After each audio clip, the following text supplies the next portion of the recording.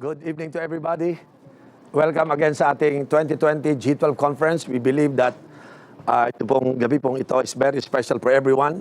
You know, I got a very special topic that I want to share wherein I call this life support. Okay? I believe that God is busy supporting our life. Okay?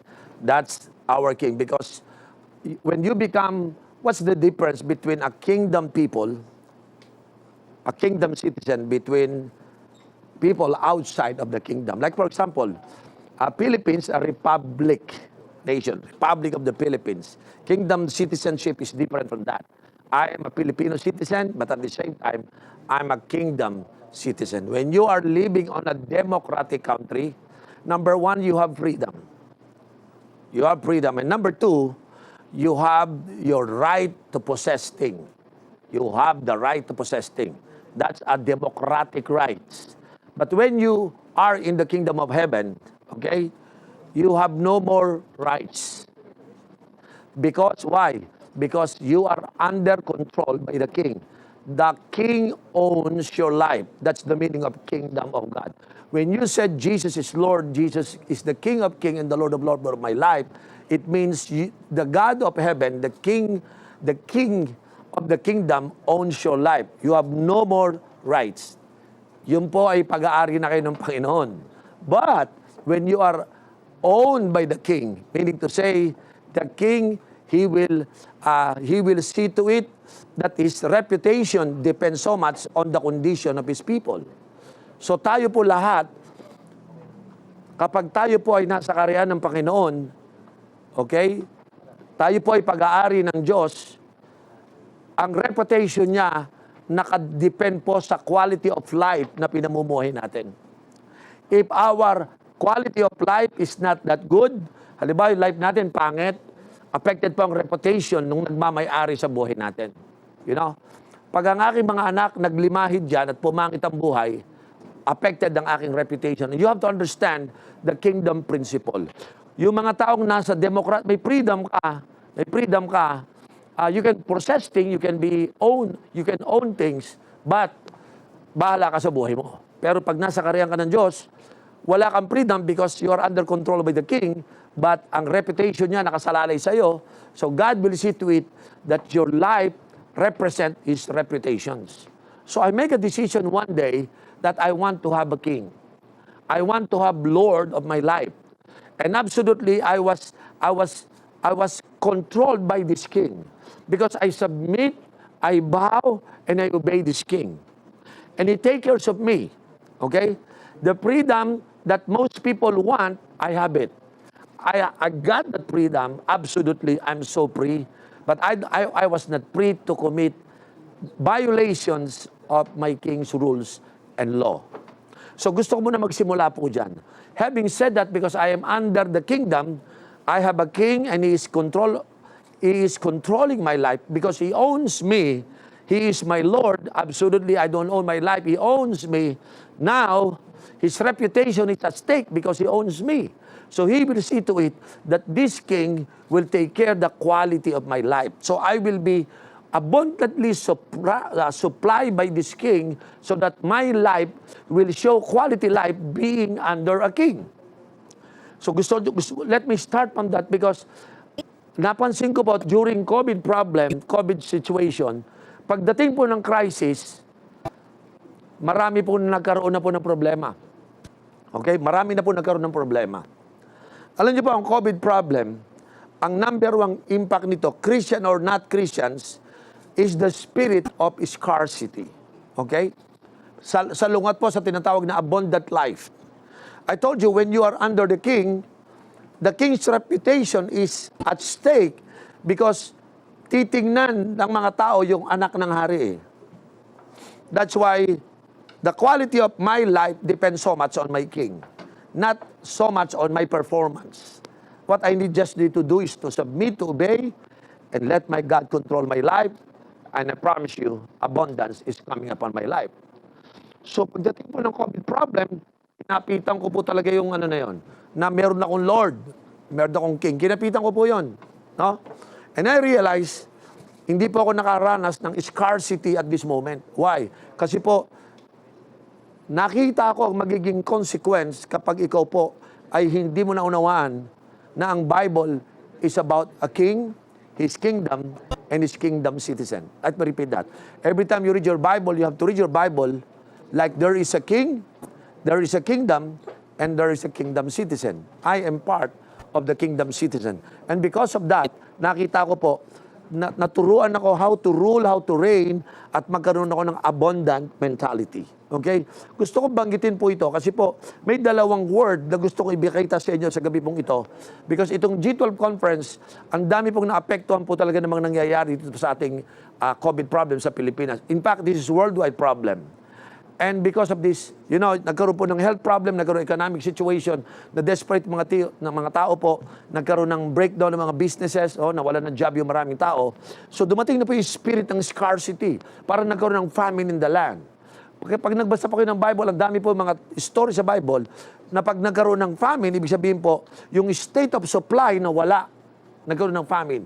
So nagkaroon po ng scarcity, mga tao nag-aaway, until yung mga tao po nag-withdraw na yung kanilang commitment, yung kanilang, sabi ko, withdraw. Pag may spirit of scarcity, nag-withdraw ka ng generosity, nag-withdraw ka ng ministry mo, maalis ka. Kasi nga, meron ng scarcity sa buhay natin. So ngayon po, gusto kong itanong muna sa bawat isa, kung kayo po yung umati sa conference na ito, sino po sa inyo tinamaan ng spirit of scarcity? Okay? Na parang malayo sa iyo ang spirit of abundance. Okay? Abundance start from the king, the source. Kaya po sabi ko lagi, ang ama sa langit, tawag sa kanya Father, kasi siya po yung source. Okay? Pag sinabi pong siya ang source, kasi siya gumawa. Okay? That's why He is the source. Meaning to say, this source, when He created something, He will sustain what He had created. So kung kayo po yung naniniwala na ginawa ko ng Diyos at ikay ginawa ng Diyos, so siya yung source natin. Sa Kanya tayo nagmula. Therefore, siya ang magsusustain sa akin. But you have to believe that, literally, maniwala tayo doon, that the kingdom of heaven is for real. The King of heaven is for real. Siya ang source, pinagmulan ng buhay natin. He created us, that's why He sustained us. Kaya pag siya nag-sustain sa atin, sabihin ko sa inyo, sigurado na po yung abundance. I don't care what's happening on this world. Because the system of this world is getting bankrupt. But I don't belong to this world economy. I'm still part of the kingdom economy. That's why the kingdom economy is full of abundance. May abundance po. Wala po nung scarcity. So pag kayo po ay citizen of the kingdom, you are protected ng abundance ng langit. Okay? Invisible po yun. Invisible ang kingdom, invisible yung king. But not because it is invisible, it is not real. Totoo po yun. So kinakailangan po puntahan natin ngayon. Ito pong kalaban natin sa COVID ngayon, yung tinatawag ko yung spirit of scarcity. Nakita ko po to kapag ka po may spirit of scarcity, ako po, napakarami pong nangyayari sa mga tao po ngayon. Okay? So, kinakailangan po, basahin ko muna itong mga talatang ito. No? Magsisimula po ako sa Psalms, okay? Sa John chapter 10, verse 10. Tingnan niyo po ito. Let me start. The thief comes only to steal, kill, and destroy. I have come that they may have life and have it to the full. Meaning to say, when Satan comes, he comes here to kill, to steal, and to destroy. But Jesus comes here, sabi ng Bible, that they might have life. What kind of life? Have it to the full. Ibig sabihin, that they might have abundant life. So, the day the kingdom of God came to my life, I believe His plan is not for me to be destroyed. That's the plan of the devil, to steal, to kill, and to destroy. But the kingdom of God come to my life that I might have life. The word life is Zoe. Zoe means quality kind of life. What kind of quality? Abundant life. So doon pa lang po sa verse na yon, nakatalaga na po talaga sa atin na nakadesign na po tayo hindi sa spirit ng scarcity, pero sa abundant life. Okay? Psalms 132 verse 15. Ang sabi po dito, I will bless her with abundant provision. Her poor I will satisfy with food. Dito po sa book of Psalms, sinasabi po dito, I will bless her with abundance. Okay? The God of heaven will constantly bless us with abundance. Remember, my reputation is God's reputation. If I fail, that's God's reputation. If I succeed, that's God's reputation. Kung nagmukha akong kawawa, that's God's reputation. So God is so concerned about His reputation. And He will see to it that I will become successful. He is committed to make me successful. As long as obey His commandment, as long as I am in His environment, I believe God will provide everything for my life. In Philippians chapter 4, verse 18, I have received full payment and I have more than enough. Yan po sinabi ni Apostle Paul. I am amply supplied, okay, now that I have received from Epaphroditus the gift you sent. They are fragrant offering, an acceptable sacrifice, pleasing to God. So this Apostle Paul working the mission field, he was amply supplied by God using people. Well, ganun po talaga pag nandun po tayo sa tatawag nating abundance mentality. Now, we can make a choice, okay? It is your choice to believe that there is more than enough. Okay? Do you still believe that God has more than enough for me or for us during COVID situation? We are now about like 8 months na po yung ating paghihirap po dito, nahihirapan. But you know, can you make a choice right now? Sabi mo, no, kahit nahihirapan, mababankrupt lahat, pero I believe God has more than enough for me. Okay? I believe nearly anything is possible. My abundance capacity is very high. Lahat po tayo. Mataas po yung ating. Kaya nga po, na-bless ako, no? Like for example, dito po sa Dulos for Christ, marami pong natanggal sa trabaho. Pero masaya mga mukha nila, nakita ko, alam nyo kung bakit? Because sabi nila, Bishop, tinanggalan ako ng trabaho para maging entrepreneur ako. Now I earn better. And my boss is calling me out. At sabi, bumalik na daw ako sa trabaho. Sabi ko, no. Why? Because God promoted me. What do you mean promoted me? From working for you, sir, and you determine my income. Now I determine my own income because I've become a businessman. That abundant mentality. Hindi na siya bumalik sa kanyang trabaho sapagkat naka-discover na siya. Sabi niya, ginamit lang ni Lord ang COVID para umalis ako sa trabaho ko. At nung umalis na ako sa trabaho, nagsimula ako mag-entrepreneur, binagbala ko. Now I'm earning thrice po, 3 doble kinikita ko sa business ko compare nung ako po is under control ng employment ng boss ko. You see, that's abundant mentality. Hindi sila natatakot. Kaya nga sabi ko, pag kayo merong abundant mentality, hindi kayo matatakot, palayasin kayo ng boss nyo, alisin kayo. Why? Because you still believe that abundant capacity depends so much on God and not on people. So, pwede ba sa hapong ito, o sa gabi ito, i-address natin yung scarcity mindset na nagpe-prevail sa maraming tao ngayon. Ang dami pong takot na takot. Alam niyo po, pag meron kayo, ang abundant thinkers, they always believe that there is more than enough of everything a person needs in the world. Yun po yun. I have more than enough. Pastor, baka ilang buwan pa po ba ang ating COVID? Baka mga 6 months pa. Nako, paano kaya? Paano kaya trabaho ko? No. Sa mga abundant people, sasabihin nila, I have more than enough. Everything in this world that I need, I have more than enough. Why? Because God is my sustainer. He is my provider. Lahat po ng scarcity thinkers, ang nangyayari po sa kanila, they believe there is not enough to go around. Yun po sa kanila. They believe there is not enough. Laging kulang, laging scarcity po kasi yan eh. Okay? Kaya ito po yun. Tingnan niyo po ito, makinig po kayo mabuti. This is very important. I find out that every person who live in abundant mentality, no, yung abundant thinking, they love to say yes. They can always say yes. Oh, yung mga abundant mentality. Pero yung mga scarcity thinkers, I find out, they feel compelled to say yes. They always say no. They say no. So parang ganito, yung abundant thinker, magaling mag-yes. Yes. Okay, tuloy tayo. Wala atrasan. Yung mga abundant mentality. Yung mga scarcity thinker, takot yun. Lagi naka-no. Kasi po yung perspective natin, sa totoo lang, either you got the scarcity thinker, yung perspective mo, or scarcity yung perspective mo. Okay? Dito ko po nakita, pare-pare tayo nagbabasa ng Bible, pero hindi ako sigurado kung nadali yung isip mo. Kung na-change ang mentality mo. Is your mind and thinking keep on, putting that pattern of the word into your mind? Or you are transformed by the renewing of your mind. It's a mindset. Okay? It's a battle of mindset. Ngayon pong COVID, 8 months na, hanggang ngayon nararamdaman ko po, it's a battle of mindset. Nahihirapan po ako mag-work sa mga taong yung merong scarcity thinking. Ang dali kong makatrabaho yung mga taong positive na, yung abundant ang mentality nila. Wala silang insecurity, puro sila courage. Pero yung mga scarcity thinkers, ang hirap po kasama. Po, so totoo lang po. Kasi po bakit? A belief in scarcity holds people back. Okay? From reaching their full potentials. Ito po nangyayari. Kapag na-develop yung mentality mo ng scarcity, you keep on holding back. You say no. You know, instead of reaching your full potential, full capacity, dahil wala kasi akong pera eh.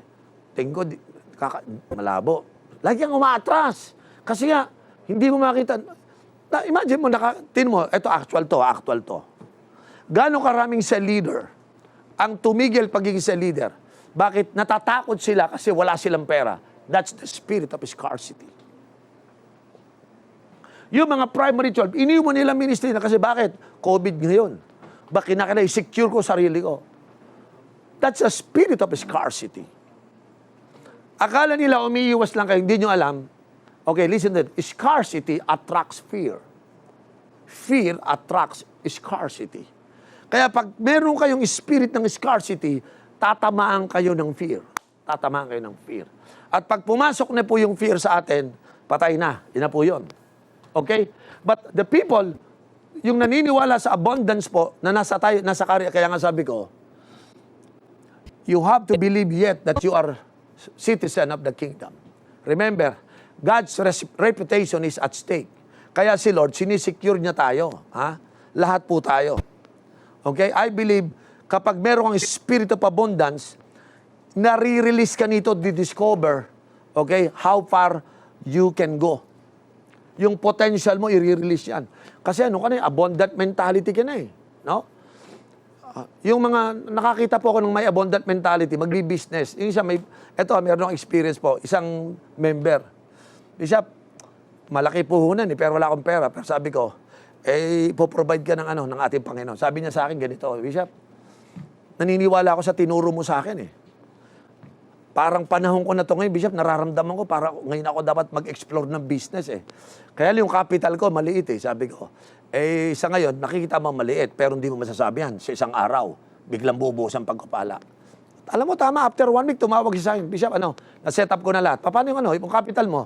Bishop, nag-provide si Lord. I don't know how it happened, pero nag-provide ang Panginoon.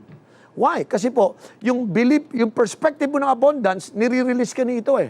No? Parang yung mga cell group leader, mga pastors, mga primary 12. Alam nyo, unang kinatakutan ng pastor, sabi sa akin ng isang pastor, naku, patay, wala na tayong Sunday service, wala na tayong mga gathering. Paano kaya offering namin? No? Sigurado matatakot ka, yung offering, wala na. Di ba? But the truth is, if you believe that the king is in control, you don't care. Kaya, pare-pareho naman po tayo eh. Wala rin po kami service wala po rin kami service sa Cuneta Astrodome. Nawala yung service sa Makati, sa Ortigas, nawala yung service yan sa Isitan. But you know what? I'm not scared. Kasi scared leads to scarcity. Okay? So hindi po ako natakot. I believe sa principle po, God, my King, will abundantly provide my life, my family, and my ministry. So ang nangyari po sa akin, for the last 8 months, hindi po ako natakot. Ha? At alam nyo, hindi naman tayo pinabayaan ng Panginoon. I can testify on that. No? Kami po dito sa Dulos for Christ, well provided po kami ng Panginoon. Nakaka-bless po. At nakita ko po, ito pong spirit ng scarcity, napansin ko, marami po talagang tinamaan. Now, bakit ko ito binabanggit po sa inyo? Okay? Because your perspective will determine what kind of world you want to live in. And you can decide, and you can make a choice what kind of perspective, okay, you will practice if you want to live. Kaya nga po, sa oras pong ito, abundance or scarcity. Okay? Now, tingnan niyo po ito. Di ba binanggit ko po sa inyo na ang scarcity po, magbibigay po sa atin talaga po ng masasabi ko pong fear sa bawat isa. Magbibigay po ito ng fear. Nakita ko po yung mga taong tinamaan po ng spirit of scarcity, natakot po sila. Super takot na po sila. Why? Kasi po, I believe, kung kayo po ay leader, I'm talking to leaders right now. Every leader are supposed to be courageous. Because the opposite of fear is courage. No? Bravery yan eh. So if you are fearful, mawawala yung courage mo. Pagka fearful ka, nawawala yung yung fighting spirit mo. But I still believe every leaders, every pastors, whether you are cell leaders or primary 12, or if you're a pastor or pastor's wife, you're supposed to be courageous, right? Ganun po dapat tayo. And you are, you should be. Tama po ba? But let's be honest, mga kapatid. Sometimes we are worried. We are fearful. Okay? Why? Because we have to deal with our fear. I know it is hard, mga kapatid. I know it's not easy. But you can't follow fear. Alam niyo ba kung bakit? Why? Not just because fear is nasty, but because fear does not know where it is going. Yun ang nakita ko pag takot ka, fear does not know where he is going. Yan po yun. No? He doesn't know where it's going. Okay? Because fear only knows where it's not going. Parang pag may fear ka, hindi mo alam kung saan pupunta. At ang alam mo lang, hindi mo alam. Kaya pag natakot ka sa scarcity, wala na, paralisado ka na. Ha? Sigurado, yung cell group mo patay na. Sigurado yung church mo hindi na maglalago. Why? Because fears, the only thing fears know is, I don't know where it goes. Yun po yun. So, di ba pag natatakot ka, di mo na alam gagawin mo? Because that's it. Yun po yung fear. You don't know where to go. When there is fear of scarcity, fear doesn't know where it's going. Because fear only knows where it's not going. Ganun po yun. Okay? That's why no one can follow fear. You can't. Because fear has no vision of a better future. Wala. Bakit po? Your people, your cell member, your church member can follow you as a fearful leader. Because over time, you won't take them anywhere good. Kasi po, takot tayo eh. Kaya po yung mga takot, hindi, walang sumasamang tao. If you're a cell leader right now, and you have the spirit of scarcity, and it creates a lot of fear sa yung lahat, tingnan mo, walang sasama sa'yo. Nakita ko, may mga leaders din po kami sa Dulos. Nung pinasok na sila ng spirit of scarcity, nawala ang pagiging cell leader. Nawala po talaga. Natakot sila mag-lead. So ano nangyari? Yung mga tao ay nasumunod sa kanila. Lumalapit po sa akin yung mga cell member, Pastor, bigyan mo nila kami ng cell. Bakit? Umatras na po yung cell leader ko. Why? Kasi po natakot sa scarcity. Kaya nga sabi ko, mag-withdraw ng ano yan, commitment, sigurado ako. Mag-withdraw yan ng mga divine action, mawawala na yan. Why? Because when you are fearful, because of scarcity, lalo na pag nawalan ka na ng resources, ay nako, matatakot na yan.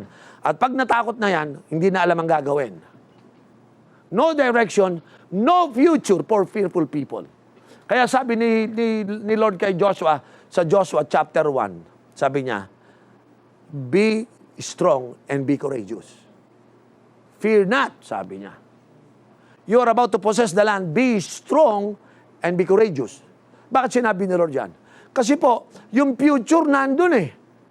Alam niyo ba, nakakonect ang courage mo sa future mo. The day you develop fear in your heart, the day you develop the spirit of scarcity, you have just disconnected to your future. You can never reach your future without courage and bravery in your heart. Lalo na ngayon, may COVID tayo ngayon. Ito yung time na dapat walang takot tayo. Patay kung patay, tuloy laban. Ganun dapat ang heart mo. Because pag ikaw natakot, ang tatakot lang sa'yo is scarcity. Wala. Yung lagi tatakot sa'yo. Pero you have to commit yourself, I am a son of the kingdom. I have my Father, the source for my life. Hindi tayo matatakot. That's why God said, Joshua, be strong and courageous. Because you will lead these people to inherit the land I swore to their ancestors to give them. Future po yun eh. Lahat ng takot, hindi makakarating sa future. So kung kayo po may dream sa inyong future, pwede ba tanggalin nyo lahat ng fear nyo? Tanggalin nyo lahat ng spirit ng fear na yon. Na ang galing ng fear natin, yung spirit ng scarcity. Ha? Ano ba yung spirit ng scarcity? Lack of supply. Yung tinatawag nating life support, tingin natin wala. No. Your life is supported by God. Scarcity means no more life support. No more life support. Scarcity. Nothing is supporting your life. Kaya po scarcity. But maniniwala ba kayo that our Father will not support us? That's why you have all the reason to be courageous, mga kapatid. Sa totoo lang po, when fear comes into our life, sigurado po, mararamdaman na ng mga tao. Mga pastor, makinig po kayo mabuti. Alam ng members natin kung takot tayo. At pag naramdaman ng mga cell members natin, ng mga leaders natin na takot tayo, Ha? Alam nila wala kayong pupuntahan. Kaya marami pong tao hindi na sumusunod sa kanilang mga cell leaders. No? Ang dami, dito sa Dulux po, may experience po kami. May mga taong nakita na takot yung kanilang mga cell leaders. Umayaw. Bumigay yung mga cell members.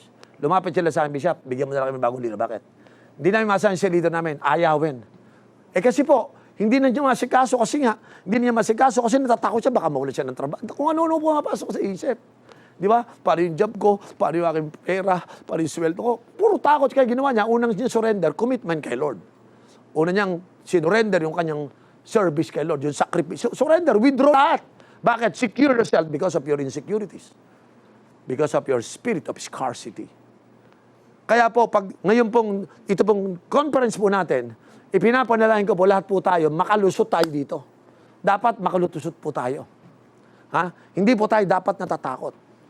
Dapat lahat po tayo tuloy. Kung kayo primary 12, tuloy ang primary 12 leadership mo. Kung ikaw ay cell leader, dapat tuloy. Wag ka matatakot. Ha? Kung, nung ako po yung nagpastor for the first 5 years, ha? Makinig po kayo mabuti. Kaya wag ka dapat matatakot eh. 5 taon, walang bahay, walang kotse, walang sweldo, walang pambayad ng facilities. Lahat po ng nakakatakot, naranasan ko. Kung by facts, scarcity talagang atmosphere ng life ko for the first 5 years. Total super scarcity.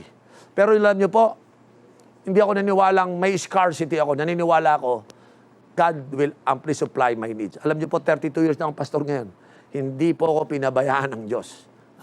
Hindi po. Dito ko napatunayan na yung may-ari sa buhay ko. Kaya nga sabi ko, pakilinaw niyo yung lordship ng Diyos sa'yo.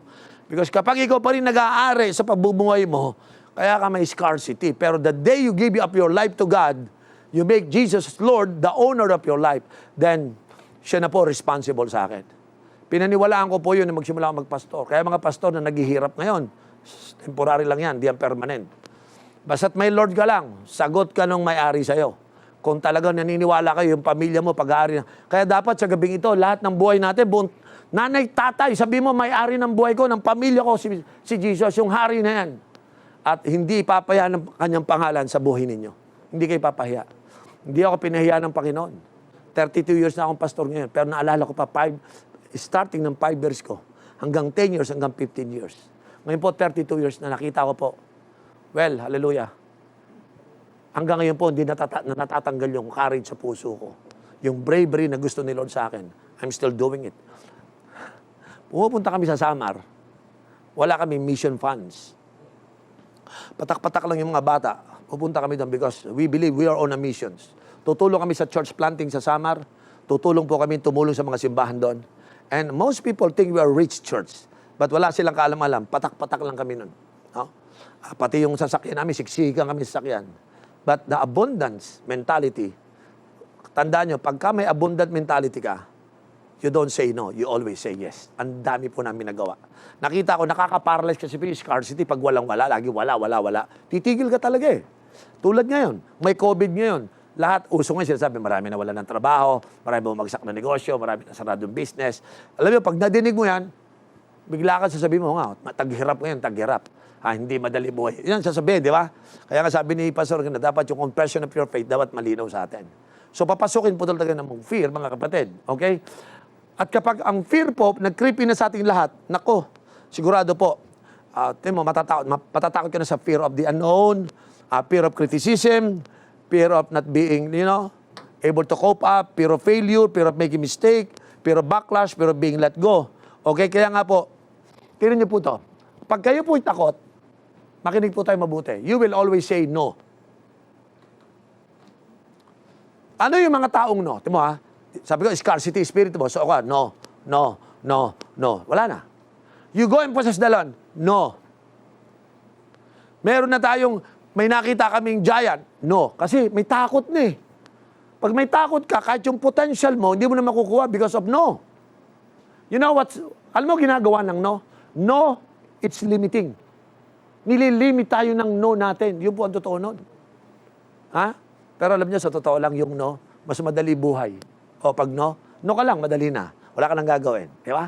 Pag no ka, very comforting. Kaya maraming tumalaglag sa no. Kasi po, marami doon, crowded yung atmosphere ng no. Why? Because the atmosphere is very limiting, but it's easy. Very comforting. Kasi wala ka namang gagawin. Kaya mas maraming takot kasi walang gagawin. Yun po yun. To live on that other side of no, malupit yan. Kaya kita nyo po, ang daming nagsasabing no. Mas madaming may spirit of scarcity. Kasi alam nyo bakit? Very limiting. Hindi nila alam, very limiting yun. Wala ka na magagawa doon. Madali nga lang mabuhay doon kasi limiting nga. Di ba? Wala. Siyempre, pag sinabi mong no, wala ka nang gagawin. So, it's easy. Dahil sinabi mong no, comforting. Wala ka nang gagawin eh. Pero maraming gumagawa noon. Kaya maraming nadidisgrasya. Alam nyo, ngayong COVID problem, maniwala kayo sa akin, maraming mga simbahan gaganon. Maraming gaganon. Why? Because they would rather say no instead of saying yes to God. They would rather believe ang perspective nila ng scarcity. Ay, nako mga kapatid. Kaya po yung fear na to, babagsak sa atin. You know, when you have fear, you begin to avoid doing what you know to be the right thing. Yan po nangyayari. Because you fear ng backlash. Natatakot ka dun eh. Baka, nako, ano kaya mangyari sa akin? Paano, matatakot ka talaga mag sa leader. And your fear begin to sell your soul slowly.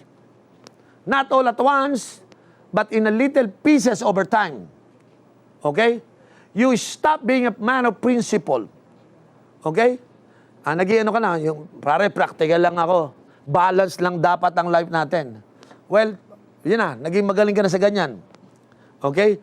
So, pangalawa, napansin ko dito, you begin to imagine reaction to change more than imagine the result of change. Kasi alam mo, pag ikaw tinanggal mo takot mo, na-change ka na kagad eh. So yung imagine mo, yung pag ikaw nagbago, imagine mo, sasabihin mo sa nanay mo, Nay, huwag kang mag-alala sa trabaho, I have to do my ministry. Sasabihin mo sa asawa mo, may cell ako na hindi ko pababayaan yan. Eh, paano yung trabaho mo? Sabi sa kanya, binago ako ng Panginoon. I will seek the kingdom of God first. Inutusan ko ng Diyos, may God-given assignment ako, uunahin ko yan. Eh, paano yung pera natin?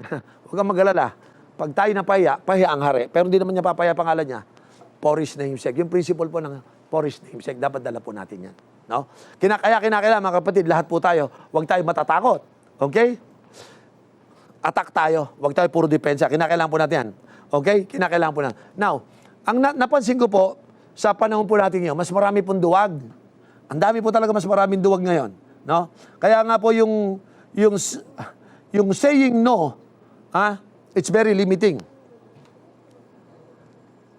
The moment you say no sa opportunity mo, you take yourself away from opportunities. Okay? Kaya nga limiting po yan eh. It's easy because when you say no, you don't have to do anything or go anywhere. That's why it's easy. And it's also comforting because it feels familiar. Because many people are more fearful of losing little do they have than they're excited about gaining something they don't have. Yan po napansin ko. Kaya niyo po to? Lord, pwede ba mangyari? Lord, nawalan ako ng trabaho pero nagguro naman ng cell ko. Parang hirap isipin niya. Ano isipin mo? Kahit mawala na cell ko, wag lang mawala trabaho ko. Di ba ganyan tayo? Kaya gagawin mo yung mas madali. Mas madali. It's easy. Kasi nga, yung scarcity mentality natin eh. At ito malala po. Ito matindi. Because that's where average people go. Yun nga lang ang problema. Yung mga scarcity people, average, ordinary, casual people. But the people who have abundant mentality, these are not usual people.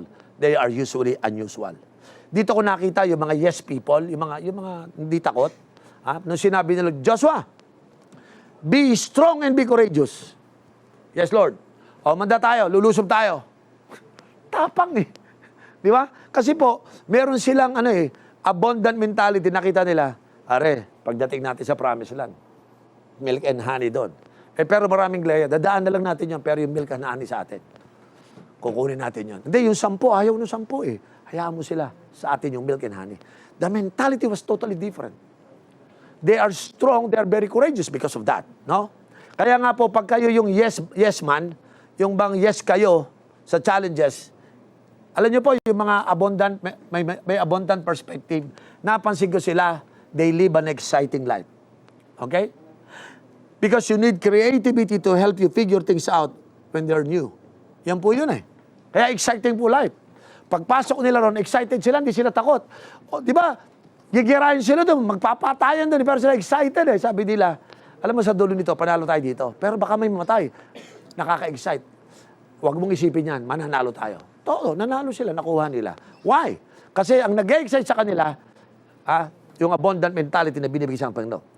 Tapos pangalawa po, it's also enlarging. Okay? Because abundance create more abundance, and the more abundance experience, the greater your potential for high capacity. Yan po totoong nangyayari niyan. And it is also challenging. No? Because new path or not easy to tread, kaya challenging. Hindi pa tayo nakakapunta. 400 years tayo, slave. Pero ngayon lalaban tayo. So, mamili ka, slave o gera? Sabi niya, pag slave, madali lang. Kaya lang, scarcity dyan. Pero dito, may gera, pero abundant na tayo dito. Alam mo sabi niya? Let's go. Nakangiti si Joshua. Let's go. Why? Let's go. Sabi niya. Very challenging. At the same time, nung nanalo sila, syempre rewarding na. Because on the other side of yes, you usually find many more yes. Yun. Hindi lang nila tinalo yung mga Canaanites, Jebusites doon. Hindi lang nila natalo lahat yun. Yung mga Amalekites. Pero alam niyo po, they possess the land. Nagparty-party sila doon. Ang saya-saya nila. Kaya nga po sabi po, naniwala ako, may karakteristik ang mga tao. Tingnan niyo po ito sandali. Tingnan niyo po ito. Ano ang meron sa mga abundant mentality people? Compare mo yan sa mga tinatawag po ng scarcity people. Number one, makinig po kayo mabuti.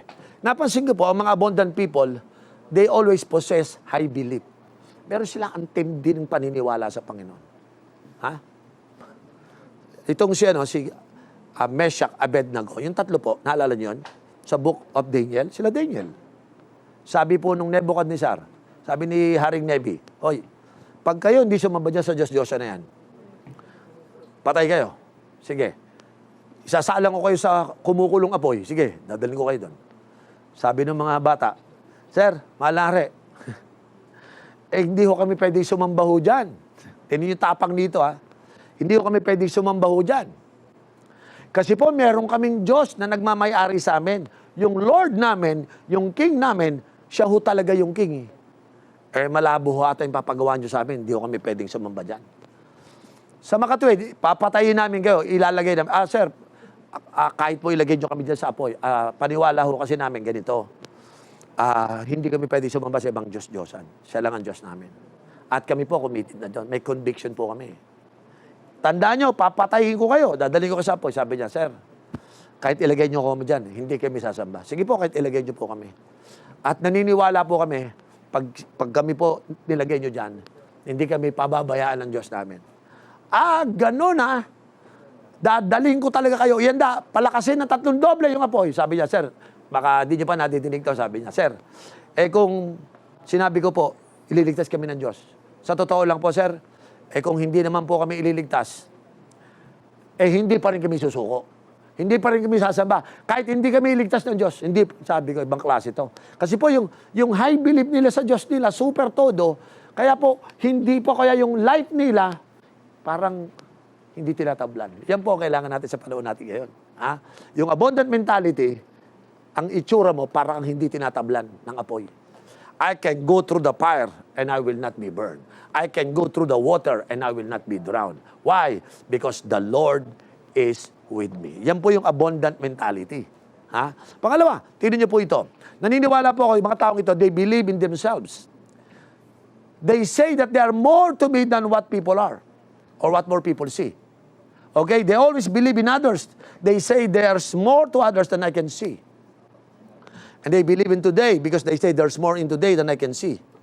They also believe in tomorrow. Kaya nga to, mga taong ito, today, yesterday, and forever, laging kay Lord. So pag tinanong ka, ikaw ba yesterday, today, forever kay Lord? Yes! They believe in tomorrow and they say there's more in my future than I can see today. Number 2, abundant people understand the power of perspective. So tama yung pananaw. Yan po kailan. Number 3, abundant people are generous to others. Ito po yung nakita ko maganda. No? Yung mga abundant people, they never withdraw their generosity. They are willing No? Masyadong maganda po yung number 3 sa kanila. Number 4, abundant people knows the seasons of overflow. Abundant people, number 4, knows the seasons of overflow. No? Nakita niyo po yung batang prodigal son? Yung prodigal son po, okay, hindi niya alam yung season. Yung tatay niya buhay pa, hinihingi na kaagad yung pera. Yung kanyang wealth, yung kanyang portions. Teka muna, ba't mo hinihingi? Hindi mo pa season. Alam niyo mali sa bata? Kasi bata pa lang siya, kaya mag-iingat ang mga kabataan eh. Ang number of problema ng mga bata, yung seasons of overflow nila, yung season of blessing nila, hindi nila naintindihan. Kaya maraming mga bata, puro nung puno ng dream, nadidisgrasya sila kasi hindi nila alam na may time yung season ng overflow. Yung abundance mo, wag mong pipiliting kunin mo yun. So what happened to this kid sa prodigal son? Hindi niya pa season, hindi niya pa time. Kiniklaim niya na. So ano nangyari sa kanya? Nadisgrasya. Kaya kung kayo po yung mga sa leader, kung kayo po yung mga primary 12, at kayo'y atat sa abundant life mo, makinig po kayo mabuti. Hindi ko po sinabi sa inyo na may abundant ngayong kagad gabi na to. May season yun, hintayin mo lang. Okay? Kahit wala pa, alam mo, may access ka. Ang mali sa bata, gustong-gusto niyang makuha yung kanyang portion. Eh, nasa kanya na naman. Wala ba siya? Nasa kanya na eh. Access na nga eh. Kaya lang talagang nagmamadali. Kaya nga sabi ko, ang kalaban ng scarcity people, kaya sila nagiging napupunta sa scarcity. Kukunin mo yung wealth mo na hindi ka pa-form ang karakter mo. Ha? Yung abundant life mo, gusto mong kunin. Kaya maraming, maski dito sa Dulos po, maraming mga leaders gumewang eh. Hindi na-handle yung prosperity nila. Alam niyo kung bakit? Umayos, na-bless, may trabaho, na wala naman sa Diyos. Bakit? Nako, yung seasons ng overflow, hindi po nila na-handle. May time po kasi yan eh. May time po yan. So I really encourage everybody na huwag niyo pong gagawin yun. Abangan niyo lang po yung seasons ng overflow mo, darating po yan. May season po yan. Ibig sabihin, may panahon na yung abundance mo darating. Yung mentality mo, maintain mo yung abundant mentality. Pero manifestation, may season. Pare, it took me 22 years before I received my own house. 22 years, pare. So, yung seasons of overflow ko, hinintay ko. Bago ako, sabi ko, ilang taon bago ko napatapos sa mga anak ko. Pero yung season ko pa yon.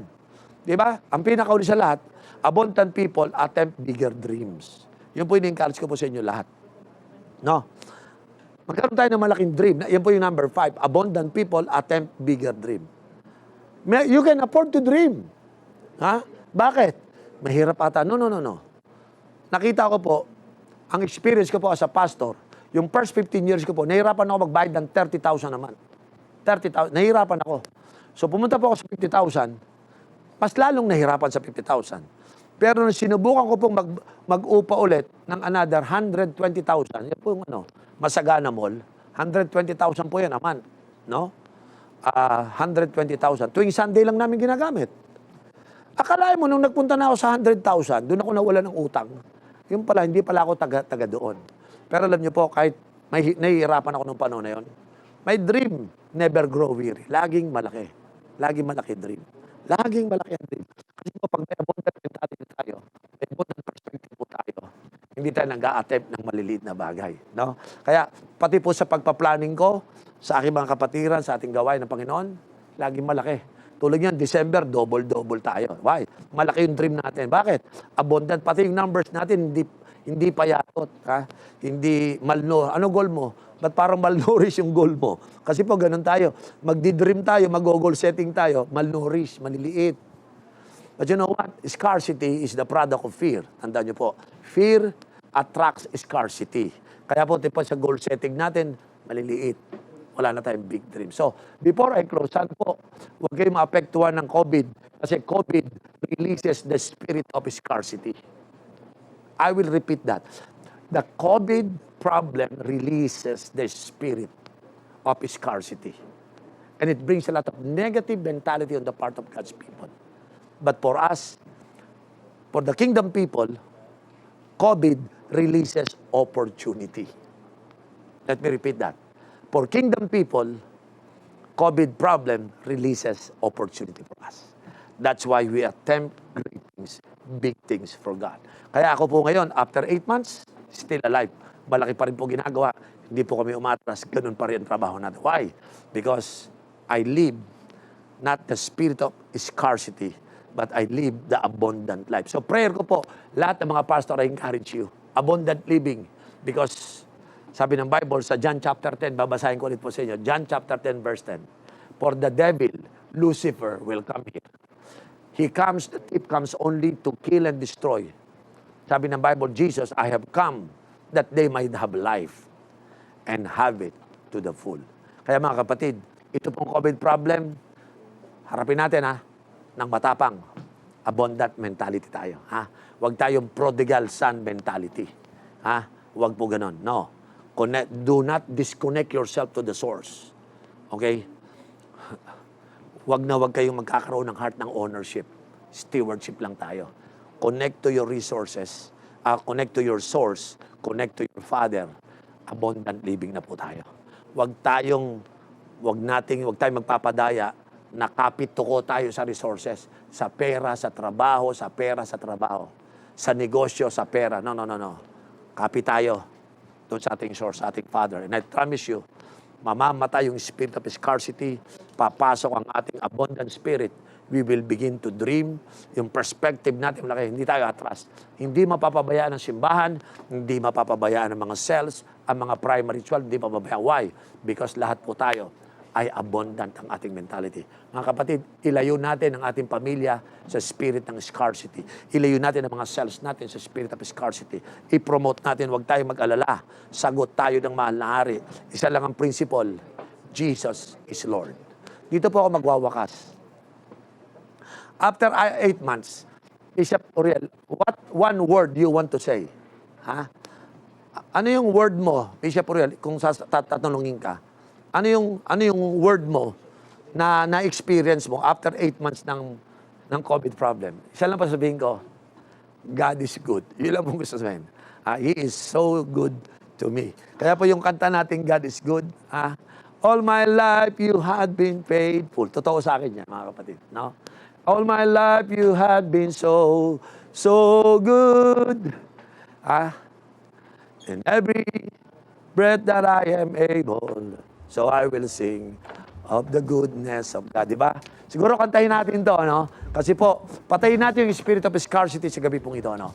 Kung kayo po ngayon, natuturete kayo, parang ayaw ng mangarap, napoprostrate kayo sa COVID situation, yung trabaho nyo na affected, gusto ko makarecover tayo lahat. Okay? Lahat po tayo, babalik tayo. Paniwalaan natin na Jesus have come that you might have life and have it to the full. Yan po hawakan natin. Okay? So awitin natin, believing na lahat po tayo ay nakakaranas ngayon ng goodness of Lord. Lord, salamat. Nasa anumang sitwasyon, ng anumang kalagayan ng aming buhay, Lord, hindi po kami natatakot because we're still connected to the source, to our Heavenly Father, Lord, that caused everything, Lord. You are my Creator. You are the one who created me, Lord. And that's why you will be the one to sustain my life, to provide everything for my life. No matter what happened into this world, Lord, as long as I am connected to you, Lord, I believe you will sustain me, Lord. Ama, I cast out every spirit of scarcity among your people, especially to pastors, cell leaders, primary 12. Today, Lord, I rebuke every spirit of scarcity, Lord, in their mind. Lord, yung mga negative mindset po namin, Lord, we pray, we surrender these things to you. Lord, we believe that we should never follow the pattern of this world, but we should be transformed by the renewing of our mind.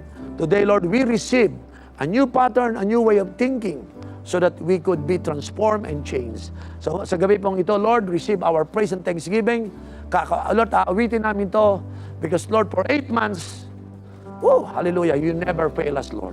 For 8 months, Lord, you hold us with your hands, Lord. For 8 months, Lord, niyakap mo kami, hindi mo kami pinabayaan. So, Lord, sa gabi pong ito, hayaan mo, ibalik namin sa iyong credit, Panginoon. Ibalik namin, we ascribe greatness to you, Lord. We worship you. Kung kayo po nanonood po ngayon, sumabay po kayo, magpasalamat tayo, sabay-sabay tayo.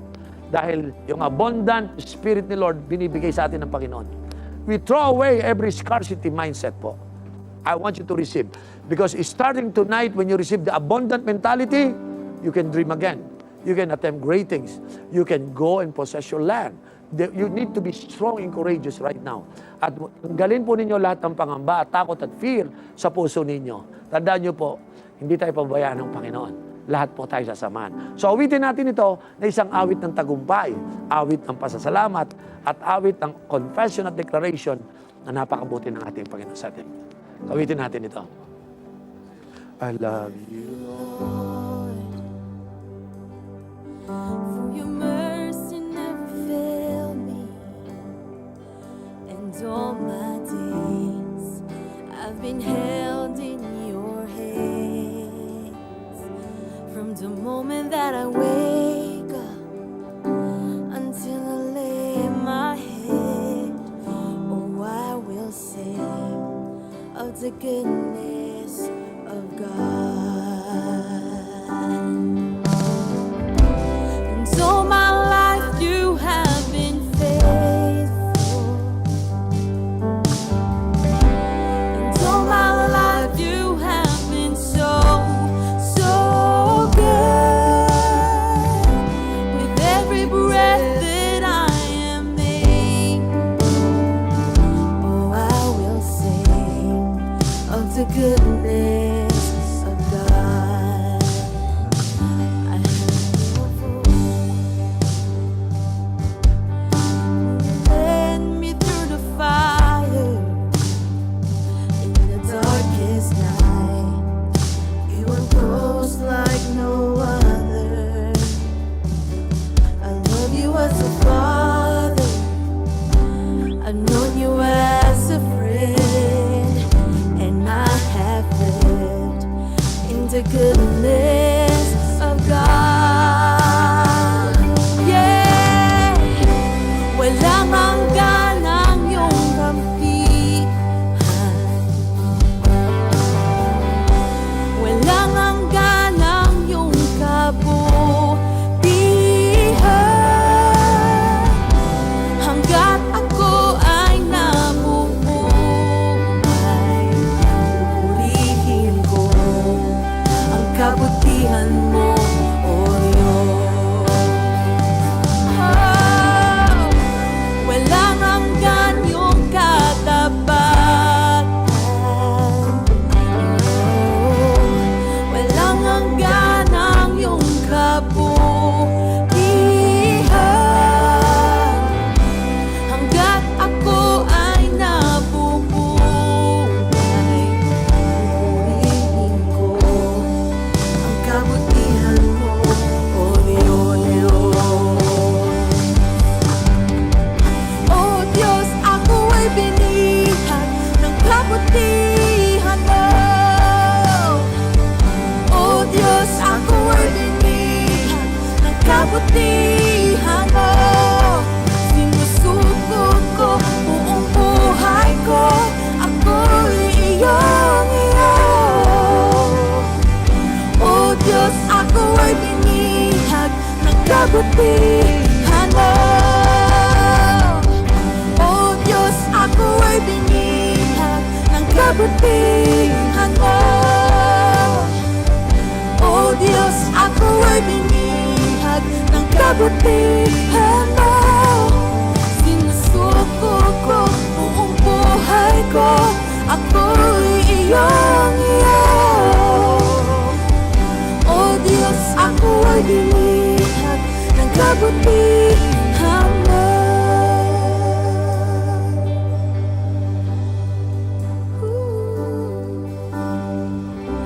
Walang hanggan yung katapatan. Walang hanggan ang iyong kabutihan. Hanggat ako ay nabubuhay, pupurihin ko ang kabutihan mo, O Diyos. Pupurihin ko ang kabutihan mo, O Diyos. Pupurihin ko kabutihan mo. Hallelujah. Praise God. Kung kayo po ay narito ngayon sa nakikinig po sa ating viewers po natin ngayon dito sa ating live conference po ngayon, huwag po kayo matatakot. May God take away every fear in your hearts. No?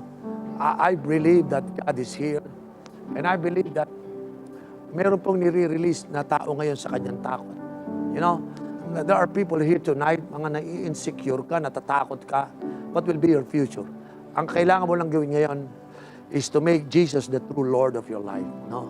Gawin mo totoong Lord mo siya. Gawin mo siyang owner ng life mo. Gawin mo siyang hari ng buhay mo. And then, para po sa akin, when you receive Jesus as your King and your Lord, that's it. Magkakaroon na po kayo ng peace of mind, maging stable na po, masisecure ka na, because sagot ka na ng hari, huwag ka dapat matakot.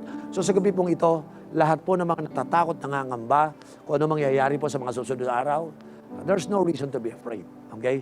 Because there is every reason to believe, because God is a real God. Let God be God to us. Okay? Let God be God. At magwawakas po kami telling you, pag kay Lord po, walang papabayaan sa atin si Lord. Kaya po lahat po tayo, tuloy ang ating commitment, tuloy ang paglilingkod sa Panginoon, tuloy po ang ating mga simbahan, yung sa ating mga cells, tuloy-tuloy po ito. Wala pong atras. Tuloy-tuloy po tayo lahat. Naniniwala ko, tanggalin ng Lord ang lahat ng spirit of scarcity at yung abundant spirit natin, enough for us to dream big dream and to attempt great things for God. So maraming salamat mga kapatid. Pagpalay po kayo ng Panginoon. Samahan kayo ng presensya ng Panginoon. God bless you.